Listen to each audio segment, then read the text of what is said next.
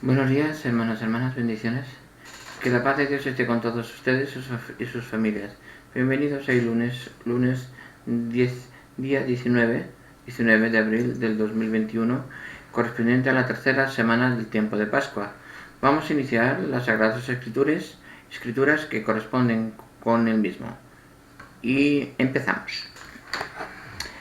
Lectura del libro de los Hechos de los Apóstoles, capítulo 6, versículos del 8 al 15. En aquellos días Esteban, lleno de gracia y poder, realizaba grandes prodigios y signos en medio del pueblo. Unos cuantos de la sinagoga llamada de los libertos, oriundos de Cirene, Alejandría, Cilicia y Asia, se pusieron a discutir con Esteban, pero no lograban hacer frente a la sabiduría y al espíritu con que hablaba. Entonces indujeron a unos que asegurasen: le hemos oído palabras blasfemas contra Moisés y contra Dios. Alborotaron al pueblo, a los ancianos y a los escribas. Viniendo de improviso, lo agarraron y lo condujeron al Sanedrín, presentando testigos falsos que decían: este individuo no para de hablar contra el lugar santo y la ley, pues le hemos oído decir que ese Jesús el Nazareno destruirá este lugar, cambiará las tradiciones que nos dio Moisés. Todos los que estaban sentados en el Sanedrín fijaron su mirada en él, y su rostro les pareció el de un ángel. Palabra de Dios, te alabamos, Señor. Salmo responsorial de hoy, Salmo 118, dice lo siguiente: dichoso el que camina en la voluntad del Señor. Dichoso el que camina en la voluntad del Señor. Aunque los nobles se sienten a murmurar de mí, tu siervo medita tus decretos. Tus preceptos son mi delicia, tus enseñanzas son mis consejeros. Dichoso el que camina en la voluntad del Señor. Te expliqué mi camino y me escuchaste. Enséñame tus mandamientos, instrúyeme en el camino de tus mandatos, y meditaré tus maravillas. Dichoso el que camina en la voluntad del Señor. Apártame del camino falso y dame la gracia de tu ley. Escogí el camino verdadero, deseé tus mandamientos. Dichoso el que camina en la voluntad del Señor. Lectura del Santo Evangelio según San Juan. Gloria a ti, Señor. Capítulo 6, versículos del 22 al 29. Después de que Jesús hubo saciado a 5.000 hombres, sus discípulos lo vieron caminando sobre el mar. Al día siguiente, la gente que se había quedado al otro lado del mar notó que allí no había habido más que una barca y que Jesús no había embarcado con sus discípulos, sino que sus discípulos se habían marchado solos.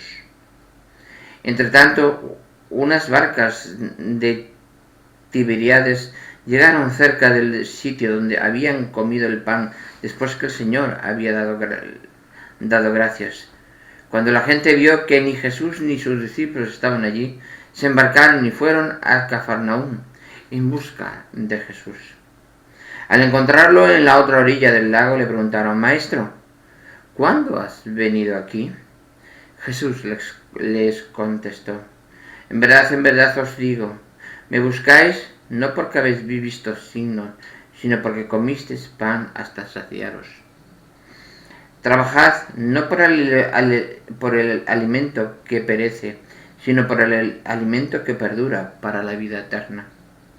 El que os dará el Hijo del Hombre, pues a éste lo ha sellado el Padre Dios. Ellos le preguntaron: ¿y qué tenemos que hacer para realizar las obras de Dios? Respondió Jesús: la obra de Dios es esta, que creáis en el que Él ha enviado. Palabra del Señor, gloria y honor a ti, Señor Jesús.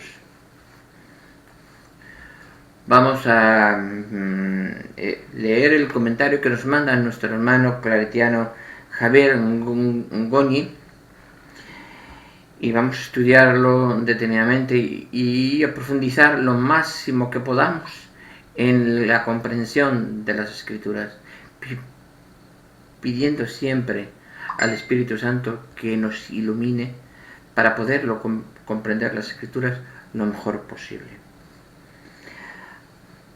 A veces, nos dice nuestro hermano Javier, dice, a veces al escuchar la palabra de Dios, una pequeña frase se queda resonando con fuerza en el corazón. Es bueno abandonarse en ella, dejar que resuene como una campana en lo profundo del valle de tu vida. Los discípulos le habían preguntado, después de tantas cosas vividas junto al Maestro, ¿qué tenemos que hacer para realizar las obras de Dios? En medio de tantas cosas que vamos viviendo, nuestra intención es hacer lo que Dios quiere de nosotros, cumplir su voluntad, hacer su obra. Por ello le preguntaron también al Señor, ¿qué tenemos que hacer? Pero no es fácil discernir, no es fácil saber cuál sea su voluntad. En aquella ocasión, la respuesta de Jesús fue sorprendente. Y lo es también para nosotros. La obra de Dios es que creáis en Él que Él ha enviado. Lo que Dios quiere es que creamos en Jesucristo y ya está. Da lo mismo lo que hagamos con tal que creamos en Él. ¿En Él? Yo creo que no. Tenemos que creer, pero tenemos que cumplir los mandamientos de la ley de Dios. Tenemos que creer, pero tenemos que hacer las obras. Una fe sin obras es una fe muerta, ya nos dice nuestro Santo Padre, el Papa Francisco. Tenemos que ser conscientes de eso. En realidad, no da lo mismo, claro, porque es que si crees de verdad en Él, no va a darte lo mismo hacer o no hacer unas cosas u otras. No las vas a hacer del mismo modo, ni con las mismas actitudes. La decisión de qué hacer, qué vivir, a qué dedicarte y cómo o quién hacerlo, con quién hacerlo, sigue siendo de cada cual. La fe no nos quita la libertad de decidir. Nuestra propia vida no nos deshumaniza, todo lo contrario. La fe en Cristo Jesús nos hace plenamente libres. El que cree en Él pasa a ser una criatura nueva. Renace la verdadera libertad. En tus manos sigue estando tu propia vida, pero haga lo que hagas, si realmente crees en Él, lo harás de un modo nuevo, amado, olvidado de ti, entregado al servicio de los que más sufren, con una esperanza inquebrantable, sembrando alegría, consuelo, justicia, paz a tu alrededor, construyendo fraternidad. La obra de Dios es que creamos en su Hijo, porque unidos a Él construimos comunidad y nueva comunidad, que es el reino de Dios. Haz pues tu obra en nosotros, alimenta nuestra fe, Señor, para que creyendo en verdad en ti, vivamos como Dios quiere de nosotros. Vamos a aclarar esto último, vamos a mejorarlo un poco porque puede crear un poco de confusión. Vamos a ver. Solo falta creer en Jesucristo, ya está todo hecho. No. ¿Qué es fundamental? Es un pilar y es totalmente necesario. Pero ese pilar solo no sustenta toda la casa. Pero sin ese pilar tampoco la casa se sustenta. Así que seamos coherentes y fuertes en ese sentido. La voluntad del Señor hay que cumplirla. La voluntad del Padre hay que cumplirla. El amor del Padre hay que seamos reflejo de ese gran amor. Pero no podemos apartarnos en una esquina y decir, bueno, yo creo en Dios, salgo de la iglesia, creo en nuestro Señor Jesucristo, salgo de la iglesia y me olvido. Ya estoy en casa. Si no, yo creo. Pero, ¿qué has demostrado para creer? Porque las acciones que tú haces con los demás, con los necesitados, con los hambrientos, con los desnudos, con los desnutridos, con todas las personas que necesitan del amor de Dios, lo que haces con ellos no solo es ayuda, el servicio, dar amor hacia los demás, sino glorificas el nombre de Dios. No solo el bien baja hacia abajo, o corrigiendo y ayudando a los más pobres, a los necesitados, a los hambrientos, para que tú seas espejo de esa luz que viene del Padre, que viene del Hijo y viene del Espíritu Santo y refleje en todos los demás. No. También glorificas con tus acciones, también la energía sube hacia arriba y glorificas al Padre, glorificas al Hijo y glorificas al Espíritu Santo con tus acciones.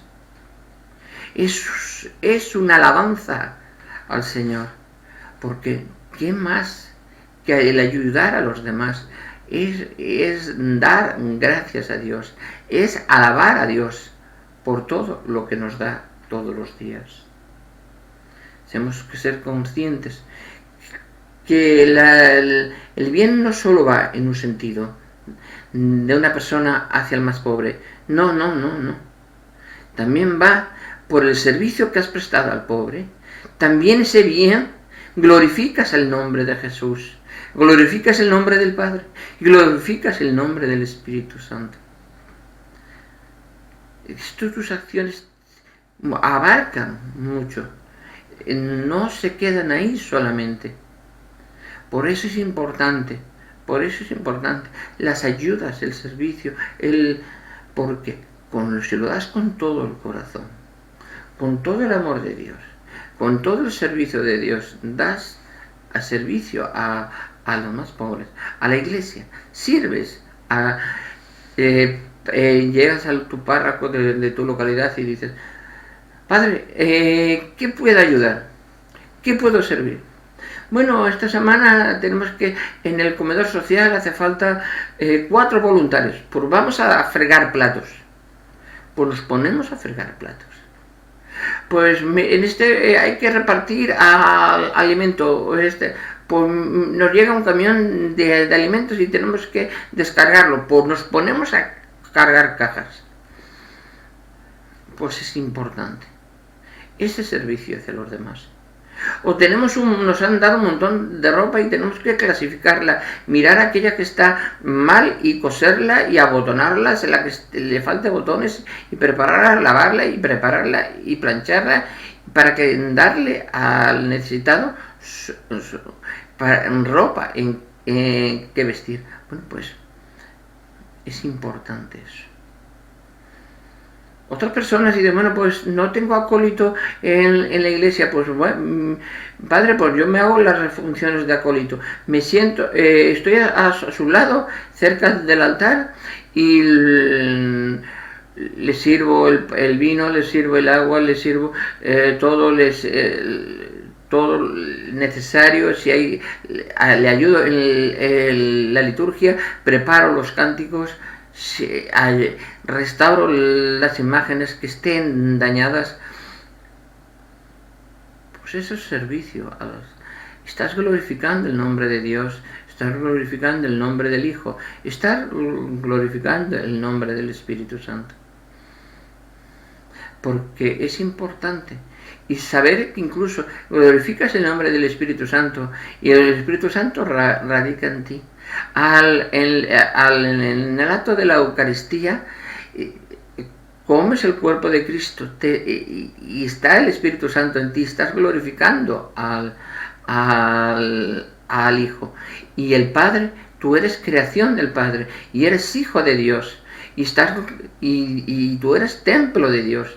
Entonces, el templo, y tú eres templo de Dios, y como el Hijo está en ti y el Espíritu Santo también, pues estás glorificando con tus acciones al Padre, al Hijo y al Espíritu Santo. Debemos ser conscientes de eso siempre. Que es facilísimo comprender. Es muy fácil comprender. Las acciones es una ley de la física. Toda reacción tiene principio. Toda acción tiene principio de reacción. Entonces, toda acción que haces hacia los pobres tiene su reacción. No al contrario, no.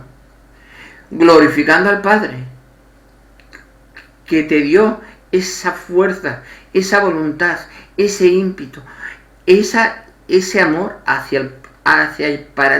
para ayudar a ese necesitado. Glorificas al Padre, glorificas al Hijo y glorificas al Espíritu Santo.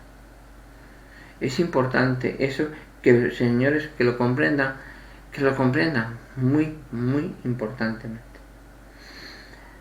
La primera lectura del libro de los Hechos de los Apóstoles nos dice: en aquellos días Esteban, lleno de gracia y poder, realiza grandes prodigios. Él no realiza grandes prodigios, realiza en nombre de, en medio del pueblo, cuanto sinagoga, y se ponen todos pensando y dicen: hemos blasfemas contra Moisés, contra Dios. No, la envidia, el pecado de la envidia, el pecado de la codicia, el pecado del ego. Ahí está todo mezclado. Cuando tú ves a tu semejante que le va bien y no le dices felicidades porque te va bien, me alegro de que te vaya perfectamente, y adelante. Si necesitas algo, aquí tienes una persona que te da tu apoyo cada vez que lo necesites. No, vemos que esa persona le va bien y procuramos destruirla y procuramos desviarla, cuando si esa persona le va bien, a nosotros nos debe ir mejor. Y si le damos gracias y estamos al lado de la persona que le va bien, nosotros nos irá bien. Nosotros se nos acompañará porque estamos con el amor de Dios. Estamos unidos al amor de Dios. Seamos conscientes de eso. Y dice: dichoso el que camina, dice el Salmo, dichoso el que camina en la voluntad del Señor. Si yo no hago mi voluntad, es la voluntad del Señor la que está en mí, yo seré reflejo, fiel reflejo, espejo brillante ante los ojos de los hombres, de la voluntad del Padre, del Hijo y del Espíritu Santo. Debemos ser así. Un verdadero católico debe ser así. Dichoso el que camina en la voluntad del Señor. Una frase corta, pero tiene mucho que abarcar, mucho que decir y mucho que dar a todas las personas. En la lectura del Santo Evangelio, según San Juan, nos dice muy claramente que Jesús se le había desaparecido, se fue, cruzó el mar sin ellos saberse, el lago, fue para el otro lado, y los apóstoles se marcharon, y cuando estaban ya del otro lado se dieron cuenta que el Señor ya estaba del otro lado.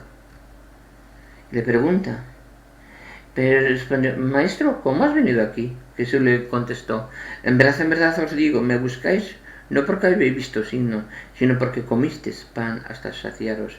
Trabajad no por el alimento que perece, no por el alimento que perece, sino por el alimento del alma, que es la fe y el amor de Dios. Trabajad por ese alimento y no faltará del otro. Pero si no trabajáis, no se trabaja por la fe y el amor de Dios, ayudando, sirviendo, colaborando, ayudando a los más necesitados en todas las maneras, es cuando nos encontraremos en que no estás en el camino de Dios. Porque no estás, dice, trabajar no por el alimento que perece, sino por el alimento que perdura para la vida eterna. El que os dará el Hijo del Hombre, pues a este se lo ha sellado el Padre Dios. Es importante eso. Este lo ha sellado el Padre Dios.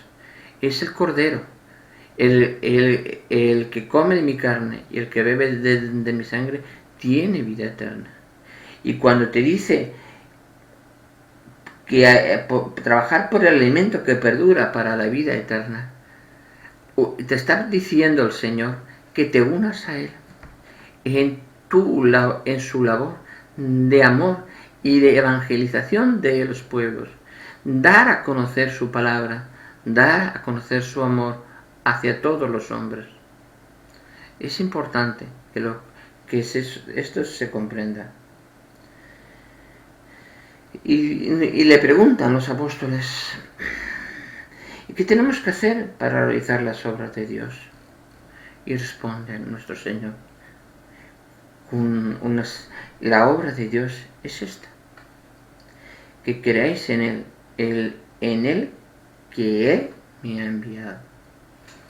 Si tú crees en Dios y que el Señor ha sido enviado por Dios para la salvación del mundo, y cumples los mandamientos de la ley de Dios, ayudas a los demás, ayudas al necesitado, y alabas al Padre, al Hijo y al Espíritu Santo, crees y cumples, estás en la iglesia, sirves a la iglesia fundada por nuestro Señor, no hay nada que te pueda desviar de la vida eterna. Seamos conscientes de eso. Bueno, hermanos y hermanas, vamos a dar lectura hoy ya lunes a un capítulo más del primer libro de los Reyes, capítulo 15. Abías comenzó a reinar en Judá el año 18 del reinado de Jeroboam. Reinó 3 años en Jerusalén. Su madre, hija de Absalón, se llamaba Maca. Como cometió todos los pecados que su padre antes de él había cometido, su corazón no fue sumiso al Señor, como el corazón de su padre David. Sin embargo, en atención a David, el Señor, su Dios, le concedió una lámpara en Jerusalén, suscitando a su hijo después de él y manteniendo en pie a Jerusalén, pues David había hecho lo que es recto a los ojos del Señor, y no se había apartado durante toda su vida en nada de todo lo que el Señor le había mandado, excepto el caso de Urías el hitita. El resto de la historia de Abías y todo lo que hizo está escrito en el libro de los anales de los reyes de Judá. Entre Abías y Jeroboam hubo continua guerra. Abías murió y fue sepultado con sus padres en la ciudad de David. Le sucedió al trono su hijo Asa. El año 20 de Jeroboam, rey de Israel, subió al trono Asa, rey de Judá. Reinó en Jerusalén 41 años. Su abuela, hija de Absalón, se llamaba Maca. Así hizo lo que es recto a los ojos del Señor con su padre David. Extirpó del país la prostitución sagrada y retiró todos los ídolos fabricados por sus padres. Quitó la dignidad de reina madre a su abuela Maca por haber hecho una imagen de Aserá. Asa destruyó la imagen y la quemó en un torrente Cebrón. En cambio, no se quitaron las colinas, aunque Asa fue siempre fiel al Señor. Llevó al templo todas las ofrendas que él y su padre habían hecho al Señor, plata, oro y objetos varios. Entre Asa y Baasa, rey de Israel, hubo continuas guerras. Baasa, rey de Israel, atacó Judá y fortificó Rama para cortar las comunicaciones a Asa, rey de Judá. Entonces Asa tomó la plata y el oro de los tesoros del templo del Señor y del palacio real, y por medio de sus servidores los envió a Ben-Hadad, hijo de Tabrimón y nieto de Gezión, rey de Siria, que tenía su residencia en Damasco. Con este mensaje: hagamos nosotros un pacto, como lo hicieron nuestros padres. Yo te envío este obsequio de plata y oro. Rompe tu pacto con Baasa, rey de Israel, para que me deje en paz. Ben-Hadad dio oídos al rey de Asa y mandó a los jefes de sus ejércitos contra las ciudades de Israel, y devastó Ión, Dan, Aben, Bet-Macá y toda la región de Genesaret, con todo el territorio de Neftalí. Cuando Baasa se enteró de esto, desistió de fortificar Ramá y se volvió a Tirsa. El rey Asa convocó a todo Judá, sin excepción alguna, y se llevaron las piedras y el maderamen con el que Baasa fortificaba Rama, para fortificar con ello Gibea de Benjamín y Mizpa. El resto de la historia de Asa y todas sus proezas y todo lo que hizo en las ciudades que edificó está escrito en el libro de los anales de los reyes de Judá. Únicamente que en su vejez estuvo enfermo de los pies, y Asa murió y fue sepultado con sus padres en la ciudad de David. Le sucedió su hijo Josafat. Nadab, hijo de Jeroboam, subió al trono de Israel el año segundo de Asa, rey de Judá, y reinó sobre Israel 2 años. Hizo lo que es malo a los ojos del Señor, y siguió los caminos de su padre, los pecados con que hizo pecar a Israel. Baasa, hijo de Agías, de la casa de Asacar, conspiró contra él y le asesinó junto a Gibetón de los filisteos, mientras Nadab y todo Israel la estaban asediando. Le mató el año tercero de Asa, rey de Judá, y le sucedió al trono. Y apenas subió él al trono, exterminó a toda la casa de Jeroboam, matándolos a todos, sin dejar un viviente, como el Señor había dicho por medio de Agías el silonita, por los pecados que Jeroboam había cometido y había hecho contra Israel, y por haber irritado al Señor Dios de Israel. El resto de la historia de Nadab y todo lo que hizo está escrito en el libro de los anales de los reyes de Israel. Entre sí y Baasa, rey de Israel, hubo continua guerra. El año tercero de Asa, rey de Judá, subió al trono Baasa, hijo de Agías, sobre todo Israel, en Tirsa. Reinó 24 años, hizo lo que es malo a los ojos del Señor, y siguió los caminos de Jeroboam, los pecados con lo que hizo pecar a Israel. Palabra de Dios. Te alabamos, Señor. ¿Qué podemos referenciar de este capítulo? Nos dice muy claramente que en aquellos tiempos, lo mismo que es hoy en día, no escuchamos la palabra de Dios. No escuchamos la palabra de Dios. Hacemos lo que nos interesa, los que nos beneficia, buscamos el interés propio y no buscamos el bien, el ser fieles a Dios. El bien y el amor de Dios no lo buscamos. Y ahí es cuando el Señor se enrabiete y toma las represalias que tiene que tomar, diciendo que no te burles del Señor. El Señor es tu Dios, lo quieras o no. Si no lo quieres, te apartas, pero no te burles del Señor. No te burles del Señor. Hay muchas personas, incluso hoy en día, y gente importante que ya lo han dicho muchas veces, que se han burlado del Señor, y después aparecieron muy mal, físicamente, problemas físicos, incluso muertos. Porque pasan problemas y están llamando pues a la muerte, están llamando al ángel de la muerte.